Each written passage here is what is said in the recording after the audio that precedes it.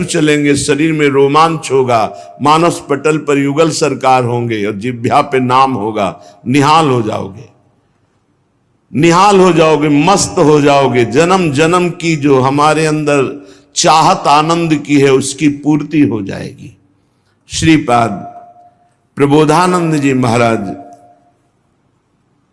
गूढ़ो श्यामाभिसारांग भृंगारादिभिरान्वितां राधा प्रीत्यनुकंपादि प्रबद्ध प्रेम व्यूहलम।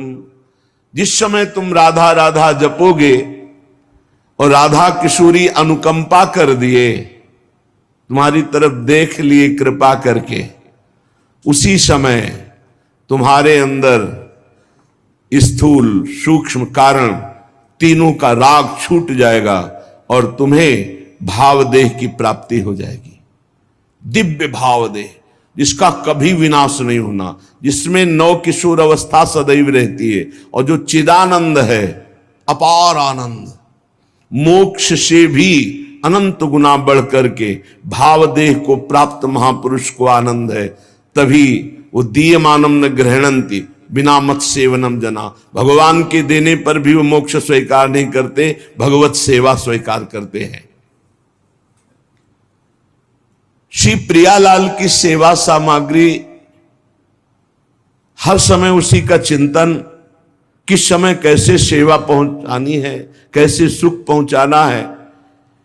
अत्यंत प्रेम विवल होकर भाव देह को प्राप्त होकर के सखियां विविध प्रकार की श्रृंगार आदि सामग्री को संजोती रहती हैं और श्री जी को सुख पहुंचाती रहती। ये कहां से मिला? बोले राधा प्रीत्यानुकंपादि। जब वो खूब राधा नाम जपा तो राधा नाम से प्रीति हो गई, तो राधा किशोरी की अनुकंपा हुई और दिव्य भाव देह की उसे प्राप्ति हो गई। राधा पादाब्ज सेवान्य स्पृहा कालत्रयोज्झितां राधा प्रीति सुखाम बोधाव पारे बुड़िताम सदा। राधा राधा जिह्वा से जपते हैं और श्री राधा चरण कमल की सेवा में समय व्यतीत करते हैं।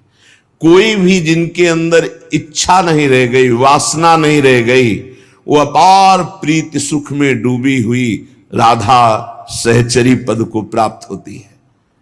चाहे वो पुरुष शरीर हो चाहे स्त्री शरीर हो, ये पोशाक है। आंतरिक सच्चिदानंद वो देह को प्राप्त होता है, भाव देह को। राधा पादाब्ज सेवान्य स्पृहा, अन्य कोई इच्छा नहीं। ये बड़े भाग्यशाली जन हैं जो थोड़ी भी सेवा स्वीकार किए हैं। एक गृहस्थ जो नौकरी करता है, उसने प्रश्न किया कि हम आठों पहर अष्टयाम सेवा नहीं कर सकते क्योंकि हमें ऑफिस जाना होता है, और अष्टयाम सेवा का बड़ा महत्व सुनते हैं तो बहुत हृदय में जलन होती कि मेरा जीवन व्यर्थ जा रहा है।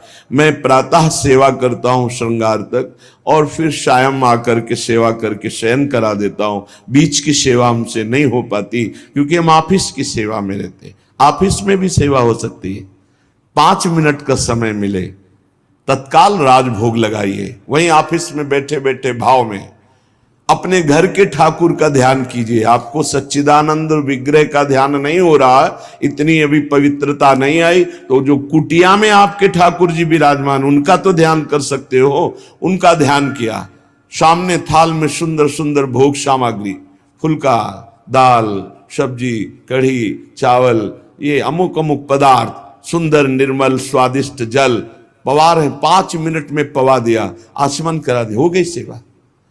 कुछ प्रगट सेवा और कुछ मानसिक सेवा, इस तरह से आप अष्टयाम सेवा कर सकते हैं। 5 मिनट में आप एक सेवा, एक पैर की सेवा कर सकते हैं। हमारी स्वामिनी जी भाव स्वीकार करती है और वो भाव सेवा कही जाती है। जो मानसिक है वो भाव सेवा कही जाती है। कोई भी हो भाव सेवा कर सकते हो, बिना पैसे के कर सकते हो, बिना सहयोग के कर सकते हो। आराम से आप खड़े खड़े भोग लगा सकते हो। आपको बैठने का समय नहीं तो खड़े खड़े चलते चलते भोग लगा सकते हो। आप क्रिया करते हुए भोग लगा सकते हो। आप अपने मन को एकाग्र करें, प्रियालाल के चरणों में अर्पित थोड़ी थोड़ी देर में सेवा समर्पित कर सकते हो। अब श्री जी को थोड़ा मीठा लड्डू बर्फी स्वर्ण की कटोरी में अर्पित कर रहे हैं, अपने हाथ से प्रियालाल को पवा रहे हैं, शीतल जल पिलाया, रुमाल से मुख पोंछ दिया, पान की बीटी का पवा दी। ये कितना बड़ा कार्य हो गया और ये 2 मिनट में हो गया, 1 पैसा नहीं लगा, किसी का सहयोग नहीं, कोई जान भी नहीं पाया। तो जो Zomato, food delivery and dining. Try it now. 1 पैसा नहीं लगा, किसी का सहयोग नहीं, कोई जान भी नहीं पाया। तो जो भगवत सेवा में शरीर से 8 पहर लगे हैं, उनकी तो भाग्य की क्या सराहना। लेकिन जो गृहस्थी में है, 8 पहर सेवा नहीं कर सकते हैं, तो वो मानसिक कर सकते हैं।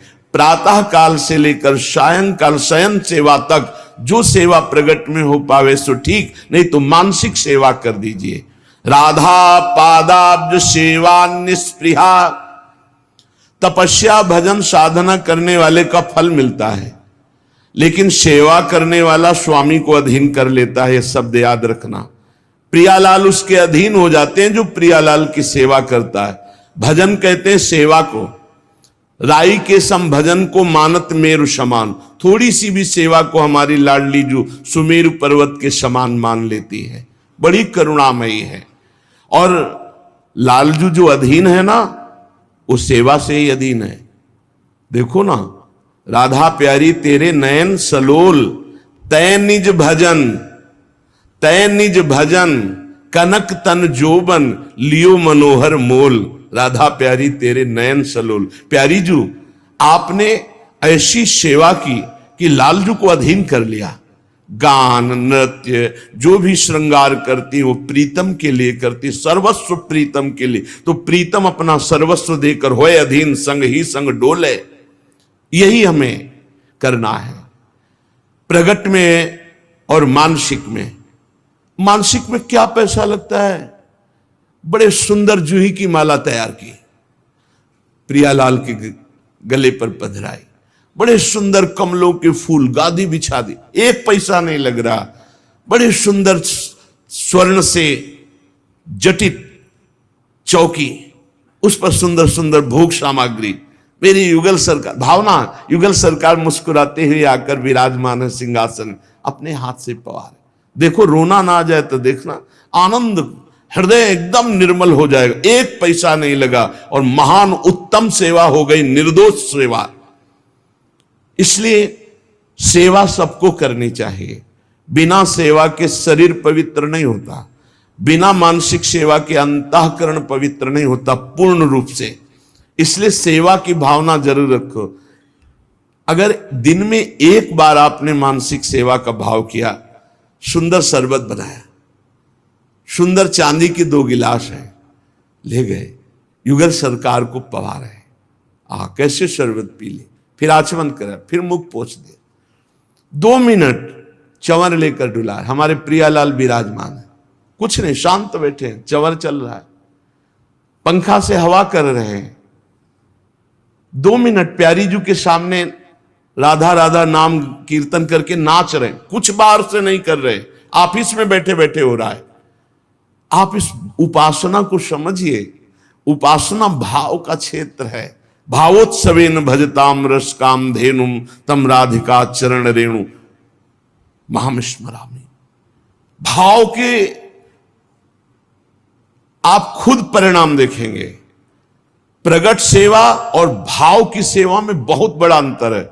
प्रगट सेवा हम कर रहे हैं, मन हमारा कहीं और है, लेकिन जब हम भाव सेवा करते तो मन को लगना ही होता है, क्योंकि बिना मन के वो सेवा होगी नहीं। उसका नाम ही मानसिक सेवा है। 5 मिनट 24 घंटे में प्रत्येक शरीरधारी को मानसिक सेवा करनी चाहिए। क्या जाता है, अपने घर के जो ठाकुर है उन्हीं पर भाव करके मानसिक सेवा कीजिए। राधा पादाब्ज सेवा न्याय स्पृहा। परिणाम क्या आया? कोई इच्छा ही नहीं रह गई, अपनी कोई इच्छा नहीं रह गई। प्रभु मानसिक सेवा को बहुत जल्दी स्वीकार करते हैं। वैसे प्रत्येक साधक की मानसिक सेवा होती ही होगी यदि प्रगट सेवा कर रहा है, क्योंकि प्रगट में उतनी सामग्री नहीं होती जितनी हमारे भाव बनते हैं। मानसिक सेवा में बहुत सुख मिलता है। जहां कोई अच्छी वस्तु, अच्छा फूल, अच्छा पत्र देखा, तत्काल सेवा शुरू हो गई। ये तो श्री जी के लायक है। भाव से तत्काल वो श्री जी तत्काल स्वीकार करती है। बाजार में जलेबी बन रही है, कृष्णदास अधिकारी जी ने देखा कितनी सुंदर जलेबी, कुरकुरी जलेबी, ये तो श्रीनाथ जी के लिए आंख मूंदी समर्पित। न जलेबी खरीदा न कुछ।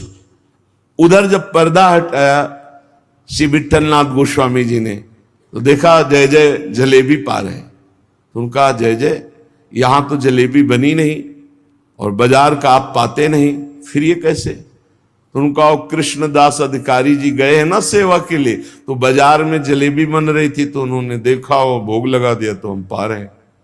डरते हुए कहा, क्योंकि पुत्र भाव है ना श्री विठलनाथ जी का, श्रीनाथ जी के, तो उनका उन्होंने भोग लगा दिया। हम जय जय आप बाजार को, पर क्या करें, भाव से उन्होंने भोग लगा दिया, तो हम पा रहे। समझ रहे? भाव से वहां खरीदा भी नहीं, केवल भाव बन गया और श्रीनाथ जी महाराज पा रहे। ऐसे हमारी श्री जी हैं, हमारे लालजू हैं। कोई भी सेवा कर सकते हो, बिना पैसा की सेवा, बिना किसी के सहयोग की सेवा, और ये सेवा जरूर श्री जी स्वीकार करती है। राधा पादाम्बुजा दन्यत स्वप्ने पी च न जानती, यह है खास बात। श्री राधा चरणारविंद के बिना स्वप्न में भी किसी का आश्रय नहीं होना चाहिए। अगर स्वप्न भी आवे और कोई भय आवे, तो उसमें राधा चरणारविंद का ही आश्रय जागृत हो, तो जानो तुम्हारा जीवन धन्य हो गया। जागृत स्वप्न सुषुप्ति स्फुरत में राधा पदाब्ज छटा।